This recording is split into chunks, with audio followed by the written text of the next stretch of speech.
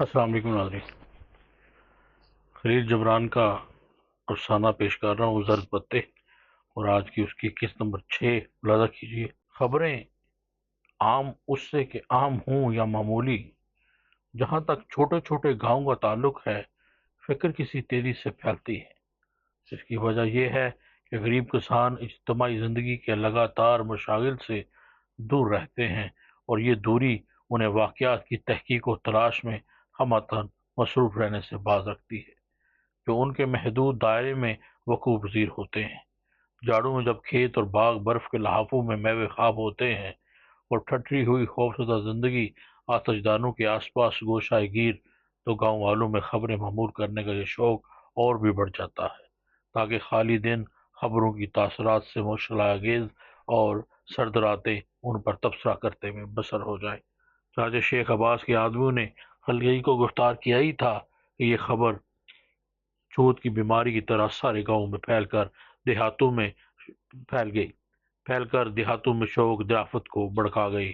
وہ اپنے گھروں سے نکل کر منتشر فوج کی طرح چاروں طرف سے دوڑ دوڑ کر آنے لگے۔ گرفتار شدہ نوجوان ابھی شیخ عباس کے گھر پر پہنچنے بھی نہ پایا تھا کہ اس کا شاندار دیوان خانہ مرد، عورتوں اور بچوں سے کھچا کھچ بھر گیا۔ تماشائی شوق اضطراب کے عالم میں بار بار اپنی گردنیں اٹھا رہے تھے کہ ایک نظر گرجا سے نکالے ہوئے کافر کو دیکھ لیں، اور بیوہ راحیل اور اس کی بیٹی مریم کو بھی، جن کی خبیث روحوں نے گاؤں کی فضا کو جہنمی بیماریوں سے زہر آلودہ کرنے میں اس نوجوان کا ساتھ دیا ہے۔ شیخ عباس ایک بلند کرسی پر رونق افروز ہوا، اور اس کے برابر والی کرسی پر پادری الیاس پاؤں پر پاؤں رکھ کر بیٹھ گیا۔ کسان اور خادم سراپا انصار کھڑے تھے، ان کی نگاہیں مشقِ کسے نوش پر جمی تھیں، جو ان کے درمیان اس طرح سارا اونچا کیے کھڑے تھا جیسے وادیوں میں بلند پہاڑ۔ رحیل اور مریم اس کے پیچھے کھڑی تھی، خوف ان کے دلوں پر طاری تھا، لوگوں کی بے رحم نگاہیں ان کی روحوں کو بھرما رہی تھی۔ لیکن خوف اس عورت کے جذبات پر کیا اثر کر سکتا ہے جس نے حق کو دیکھا اور اس کے پیچھے پیچھے ہو لی، اور بے رحم نگاہیں اس دوشیزہ کے دل کو کیا متاثر کر سکتی ہیں جس نے محبت کی آواز سنی اور بیدار ہو گئی۔ شیخ عباس نے نوجوان کی طرف دیکھا اور موجوں کے شور سے ملتی جلتی آواز میں اسے پوچھا، تیرا نام کیا ہے؟ اس نے جواب دیا، خلیل۔ شیخ نے دوبارہ سوال کیا، تیرے عزیز و اقارب کون ہیں اور وہ وطن کہاں ہے؟ خلیل نے کسانوں کی طرف نگاہ کی جو انہیں ذلت و حقارت سے دیکھ رہے تھے، اور کہا، یہ مظلوم و فقیر و مسکین میرے عزیز و اقارب ہیں، اور یہ وسیع ملک میرا وطن ہے۔ شیخ عباس عذرائے طنز مسکرایا اور کہا، جن لوگوں کی طرف تم نے اپنے آپ کو منسوب کر رہے ہو وہ تجھے سزا دلوانا چاہتے ہیں، اور جس ملک کو تو اپنا وطن بتا رہا ہے وہ تجھے اپنا باشندہ تسلیم کرنے سے انکار کرتا ہے۔ نوجوان کا دل بے چین ہو گیا اور اس نے کہا، جاہل قومیں اپنے سپوتوں کو پکڑ کر ظالموں کے حوالے کر دیتی ہیں، اور نفرت و ذلت سے بھرا ہوا ملک اپنے مخلصوں اور عاشقوں کو ظلم و ستم کا نشانہ بناتا ہے۔ لیکن کیا نیک لڑکا اپنی ماں کو چھوڑ دیتا ہے جبکہ وہ بیمار ہو، اور مہربان بھائی اپنے بھائی کو بلا دیتا ہے جبکہ وہ گردش روزگار کا اسیر ہو؟ یہ غریب جنہوں نے آج میری مشقیں کس کر آپ کے سپرد کیا ہے وہی ہیں جنہوں نے کل اپنی گردنیں آپ کے حوالے کی تھیں۔ یہ کسان جنہوں نے ذلت میں اس طریقہ سے مجھے آپ کے حضور کھڑا کیا ہے وہی ہیں جو آپ کی زمینوں میں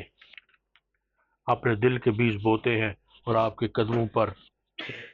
اپنے جسم کا خون بہاتے ہیں، اور یہ زمین جو مجھے اپنا باشندہ تسلیم کرنے کے انکار کرتی ہے وہی زمین ہے جو اپنا منہ کھول کر بے ایمانوں اور حریصوں کو نگل نہیں جاتی۔ شیخ عباس نے کہکا لگایا، گویا نوجوان کی روح کو اس کی سماعت خراشیوں میں غرق کر دینا چاہتا ہے، گویا اسے سادہ لو تماشاؤں کی روح تک پہنچنے سے روک دینا چاہتا ہے۔ اس نے کہا، گستاخ، کیا تو گرجا کے مویشیوں کا چراوا نہیں تھا؟ پھر تو نے اپنی رایا کو کیوں چھوڑا اور گرجا سے کیوں نکال بار کیا گیا؟ کیا تو یہ سمجھتا ہے کہ قوم پاک رحموں کے مقابلے میں ملحد مجذوبوں سے زیادہ ہمدردی رکھے گی؟ خلیل نے جواب دیا، میں چراوا تھا، کسائی نہیں۔ میں بچڑوں کو سرسبز میدانوں میں شاداب چراگاہوں میں لے جاتا تھا، بے آب و گیا ٹیلوں پر نہیں، میں انہیں شیریں چشموں پر پانی پلاتا تھا اور گندے جوہڑوں سے دور رکھتا تھا۔ میں ان کو شام ہوتے باڑ میں واپس لے جاتا تھا، بیڑیوں اور خونخوار درندوں کا شکار ہونے کے لیے وادی میں نہیں چھوڑتا تھا۔ میں حیوانوں کے ساتھ یہ سلوک کرتا تھا، تو اگر آپ بھی ان دبلی پتلی بیڑیوں کے ریوڑ کے ساتھ اس وقت ہمارے گرد محیط ہے منہ جیسا سلوک کرتے تو اس عالی شان محل میں کس طرح رہتے، اور تنگ و تاریک جھونپڑیوں میں بھوک سے تڑپ تڑپ کر مرنے کے لیے کیوں چھوڑ دیتے ہیں؟ اگر آپ بھی اللہ کے مایوس اور نامراد بندوں پر اس طرح رحم کھاتے جس طرح میں گرجا کے مویشیوں پر کھاتا تھا، تو اس وقت ان نرم و گداز تخت پر کیسے بیٹھے ہوتے، اور یہ لوگ آپ کے سامنے اس طرح کیوں کھڑے ہوتے جیسے بچھوا ہوا کے سامنے بے برگ و بار شاخیں؟ شیخ عباس شد و اضطراب سے لرز اٹھا، اس کی پیشانی پر سرد پسینے کے قطرے چمکنے لگے اور اس کی ہنسی غصے میں بدل گئی، لیکن اس نے اپنے آپ پر قابو پایا۔ مبادہ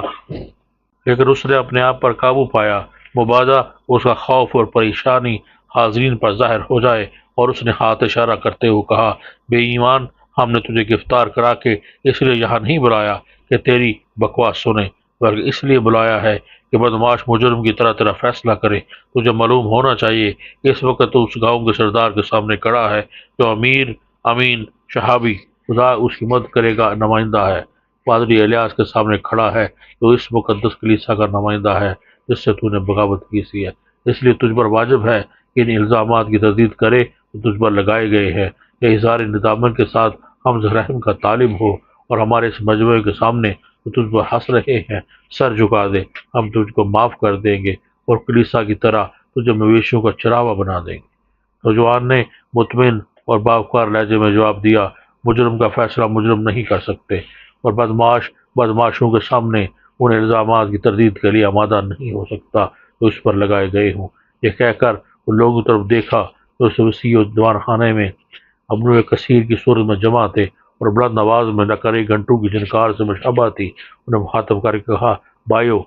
اس شیخ نے جسے تمہاری اطاعت و فرمانبرداری نے تمہارے زمینوں کا مالک بنا دیا ہے، مجھے گرفتار کر کے بلایا ہے کہ تمہارے سامنے اس دیوان خانے میں مجھ پر اپنا فیصلہ صادر کرے جو تمہارے باپ دادی کی ہڈی پر تعمیر کیا گیا، اور وہ شخص جسے تمہارے جذباتی ایمان نے تمہاری گرجا کا پادری بنایا ہے مجھے تکلیف پہنچانے اور ذلیل کرنے میں اس کا ساتھ دینے آیا ہے۔ اگر تم چاروں طرف سے دوڑے دوڑے آئے ہو کہ مجھے عزیز میں مبتلا دیکھو اور رحمت و ہمدردی کے لیے فریاد کرتے سنو، تم نے اگر ماتجدانوں کی قربت کو خیر بات کہہ دیا ہے، اس لیے کہ اپنے بیٹے اور بھائی کو ذلت کے ساتھ رسول میں جکڑا ہوا دیکھو۔ تم لپک لپک کر آئے ہو کہ درندوں کے چنگل میں تکلیف سے کرہتے ہوئے شکار کا تماشا کرو، تم آئے ہو کہ باغی مجرموں کی حاکموں کے سامنے کھڑا دیکھو۔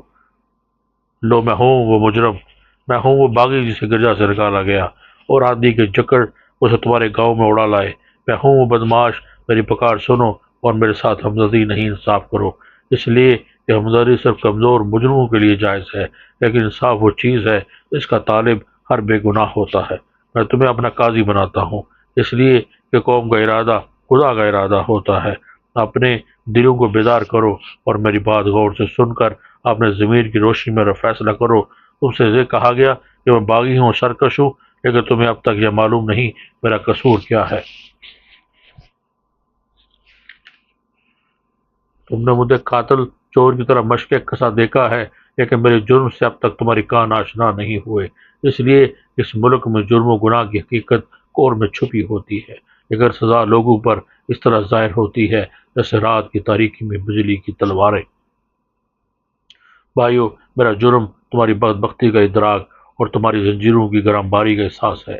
بہنوں، میرا گناہ تم سے اور تمہارے ان بچوں سے ہمدردی ہے جو تمہارے سینوں سے موت اور تشنی ملی زندگی چوستے ہیں۔ میں تم میں سے ایک ہوں، میرے باپ دادا بھی انہی وادیوں میں پلے بڑے ہیں جنہیں تمہاری کفتوں نے برابر کیا ہے، اور اس جوئے کے نیچے مرے ہیں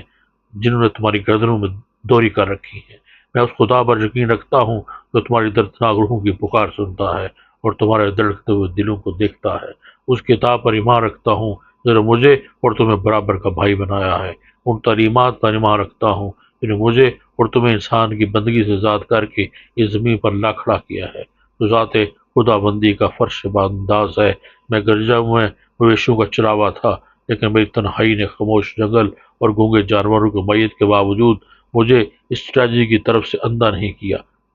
جو تو ان و کرہن تمہیں کھیتوں میں کھیلنی پڑتی ہے، اور مایوسی کی اس پکار کی طرف سے میرے کان بہرے نہیں کیے جو جھونپڑوں کے کونے خدروں سے اٹھتی ہے۔ میں نے دیکھا تو خود کو گرجا میں اور تمہیں کھیتوں میں بیڑیوں کی ایک ریوڑ کی طرح مثال پایا جو خونخوار بیڑیوں کے پیچھے پیچھے اس غار کی طرف جا رہا تھا۔ میں بیچ راستے ٹھہر گیا اور مدد کے لیے چلانے لگا۔ یہ دیکھ کر بھیڑیا مجھ پر جھپٹا اور اپنے فولادی چنگلوں سے مجھے زخمی کر دیا۔ اس کے بعد نہایت مکاری سے کام لے کر مجھے ریوڑ سے الگ کر دیا۔